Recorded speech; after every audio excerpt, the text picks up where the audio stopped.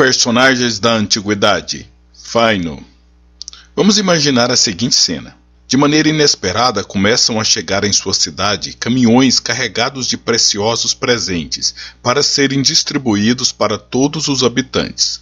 Ao procurar saber a origem desses presentes, você descobre que foram enviados pelo homem mais poderoso do mundo, por causa de um feito heróico praticado por um morador que viveu há cerca de 150 anos atrás. Que história, hein? Mas algo parecido com isso aconteceu. A cidade que recebeu os presentes era uma colônia grega na Itália chamada Crotona, e quem os enviou foi nada mais, nada menos do que Alexandre o Grande. Mas qual foi o ato de heroísmo praticado por esse cidadão de Crotona que despertou tamanha admiração em Alexandre? Xerxes I, rei da Pérsia, tinha como principal propósito de vida vingar a humilhante derrota de Dario, seu pai, na sua expedição militar que tentou conquistar a Grécia. Então, ele organizou um imenso exército e pulou da Ásia para a Europa com a intenção de subjugar os gregos. Ao saberem da invasão dos persas, os gregos procuraram ajuda por todos os povos das redondezas. Embaixadores espartanos e atenienses foram até Siracusa pedir ajuda ao poderoso rei Gelon. Este respondeu que auxiliaria os gregos, se lhe fosse dado o comando geral das tropas. Os espartanos responderam que não abririam mão do comando geral das forças gregas. Então Gelo solicitou o comando das forças navais, mas os embaixadores atenienses retrucaram: Gelo, precisamos de soldados e não de general. Os gregos foram embora sem a ajuda esperada. Muitas cidades da Grécia participaram da coligação de forças para enfrentar os persas, mas algumas outras resolveram se submeter aos persas e preservar a vida e os bens dos seus cidadãos. Os gregos, desesperados para encontrar aliados, enviaram embaixadores solicitando ajuda até nas colônias da longínqua Itália. Os embaixadores chegaram à cidade de Crotona, mas os habitantes deliberaram e rejeitaram o pedido de ajuda, até porque eles achavam que os gregos estavam perdidos e nada mais poderia ser feito.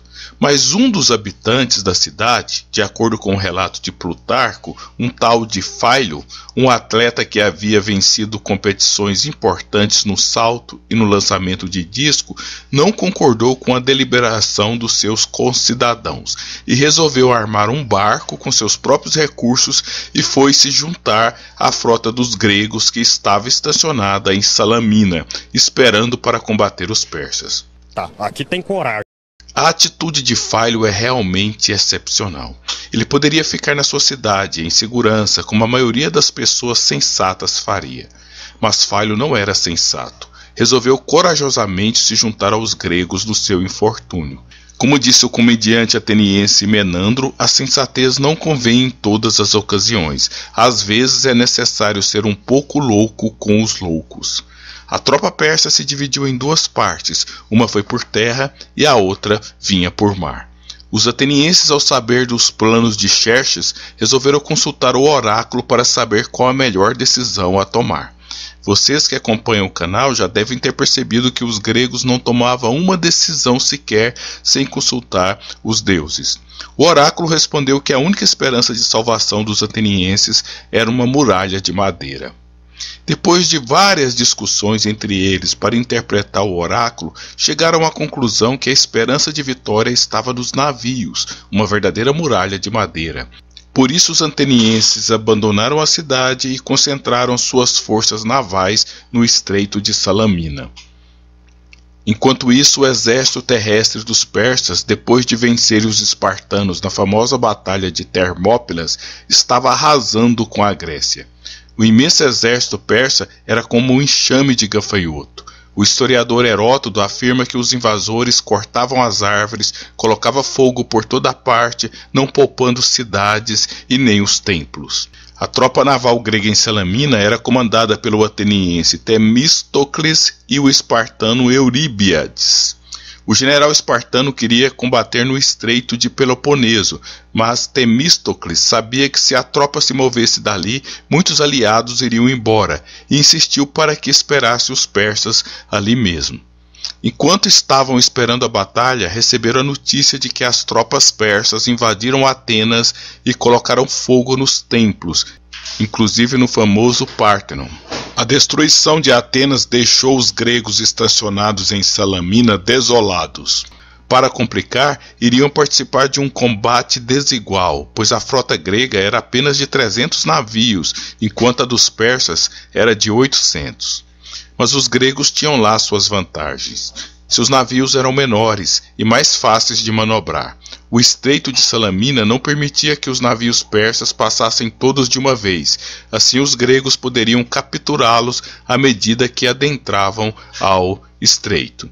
Além disso, os persas combatiam desordenadamente, enquanto os gregos conheciam muito bem as estratégias de combate.